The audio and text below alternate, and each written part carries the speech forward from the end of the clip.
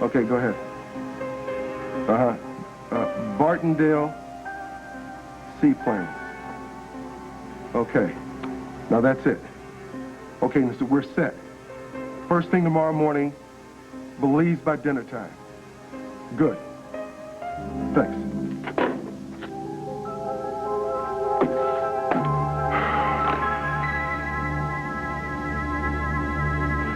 In a billion years, all right? Dear Aggie will win the Pulitzer before I ever patch things up with Tad Martin. Look, you know, forgiving is really good medicine. I don't want to forgive Tad Martin, okay? I don't want him at my wedding. Now, you want Dixie to be your bridesmaid?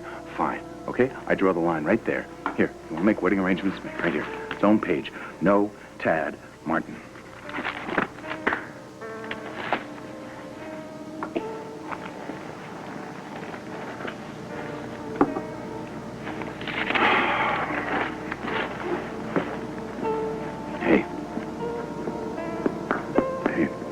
Maybe I got carried away a little.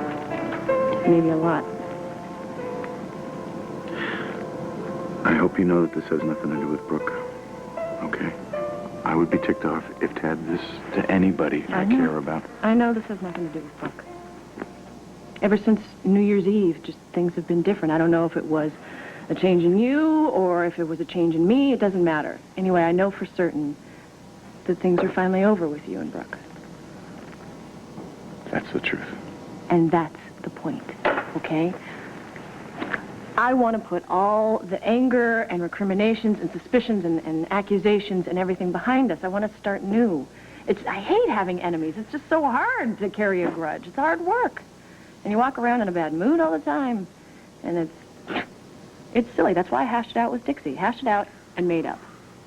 And I just think that it's more effort than it's worth to be mad at somebody. With Tad Martin, it's worth the extra effort. Well, why put out any effort at all? I don't understand, honey. I am not so naive to think that you can just shake hands. And risk losing one? Come on. I never said you had to like the guy. Thank you. Just try not working so hard to not like him. Okay, how about a little polite indifference? Sweetie, it would mean so much to me and so much to Dixie if you guys didn't want to just kill each other on sight. I'm gonna have to give up my fantasy, you know. Pistols at dawn. Okay. All right. Let's just view this objectively. You know that Dixie has totally been through the ringer. We've all been through the ringer. Yeah, okay, but we agree on all right, that, she's right? been wrung, yes. Okay. Well, now she finally has her heart's desire. She's finally happy. And now she just wants the ever after part. And she wants things to just settle down. And she can't have that unless people, especially people that she cares about, wants the same happy ending for her, too. Can't you just be the teeniest bit happy for her sake? And for mine? Please, please, please. We're not even married, and you already know which buttons to push. Does that mean you'll try? No guarantees. But I'll try. You're a good guy. It would kill Tad to be cut off from Jamie. It would be torture for him. Well, if ever there was a woman scorned, it's Brooke. But, I mean, this no custody, no visitation, that's just flat out ridiculous. Doesn't sound like Brooke, does it? You're right, Love Bug. It doesn't sound like her at all.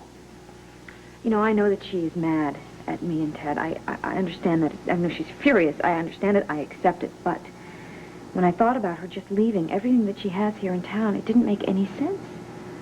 I mean, if she wanted to torture us and make us miserable, she could do it right here. So it hit me. What if she has another reason to leave Pine Valley? What if she's leaving town because she doesn't want Tad to know that she's pregnant? Now, look, the woman is mega mad, that's for sure. And that's the gas that is fueling her buggy, believe me. But if Brooke is leaving, it's because she's just sick to death with the whole darn place. And Edmund.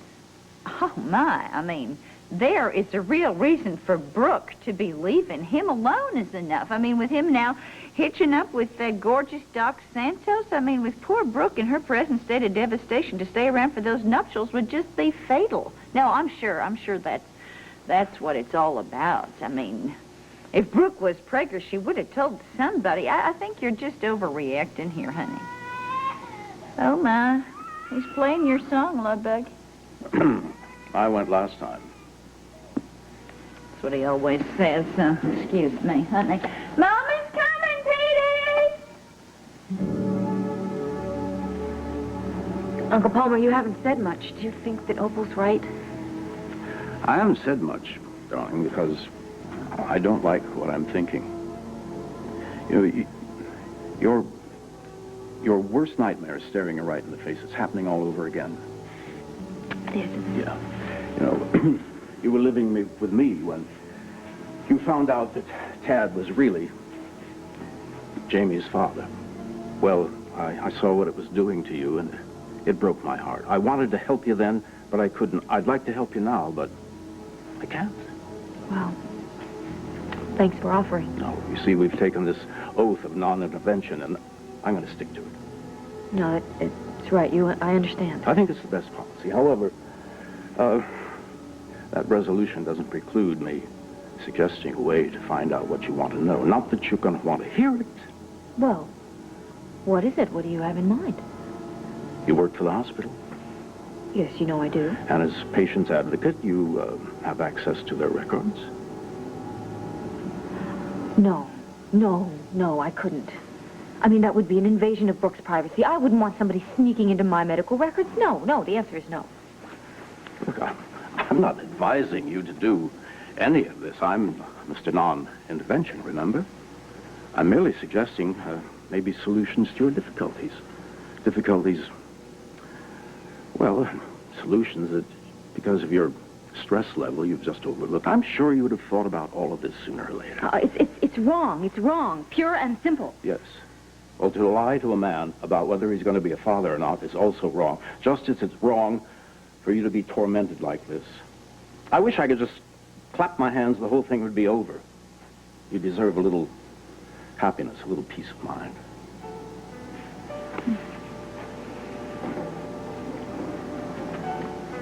That's not going to happen. Not with this hanging over our heads. You know, wouldn't it be better for everyone, including Brooke, if you knew the truth about this pregnancy? You know, you haven't changed as much as you'd like people to believe. All I know is I want you to be happy.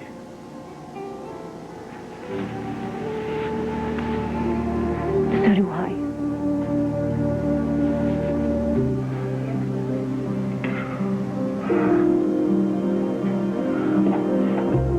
Mimi wants to know if you and Danielle are having fun with They us. can't find her. What do you mean They don't know where Danielle is. Did you find her? We've looked everywhere. But you gotta keep looking, Joe. We will. My people are going over every inch of this hospital. Derek, we're afraid the baby may have been abducted. This better be a bad dream. I wish it were. Derek, Frye, this is our chief of security, Shirley Carey. We stand ready to cooperate with the police department in any way that we can. I'll call the station, get things started. Wait a minute, everybody. No. I think I might know where my baby is. Just give me a minute to find out, to check this out, okay? What do we tell Mimi? You don't tell her anything. She's waiting for the baby. I don't care. You tell her the baby's having a test, it's getting weighed. You tell her anything. You stall. But you just don't tell her.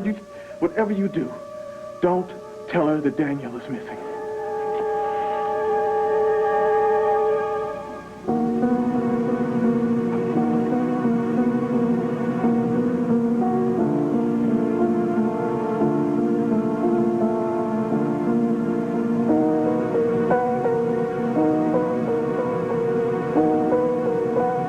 Dr. Gadami's office.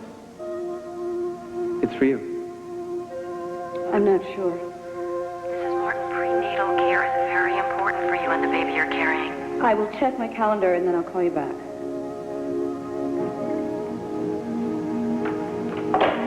That the test results? I told you I already know the test results. Come on, Brooke, I don't want to do this anymore. I don't want to go around and around. If you don't want to give me a straight answer, I can just call the office and get it myself. Now, what's it going to be?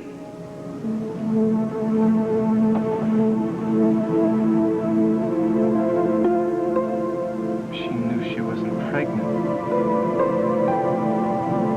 you have to call back.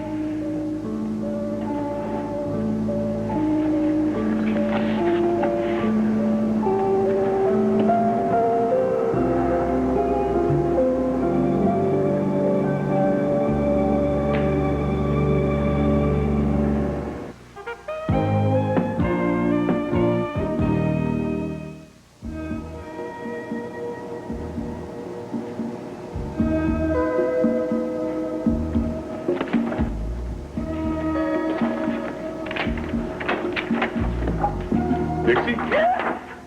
Oh, you scared much? Anybody would think this is the Watergate Hotel. You ever heard knocking? Yeah? Well, you didn't. I thought the office was open. Well, it's closed, okay? Here. Don't help me with this. What is this, Brooks' file? Doing a little snooping, are we? I work at this hospital, remember? Yeah, and you expect me to believe that Brooke picked you to be your patient advocate? It just didn't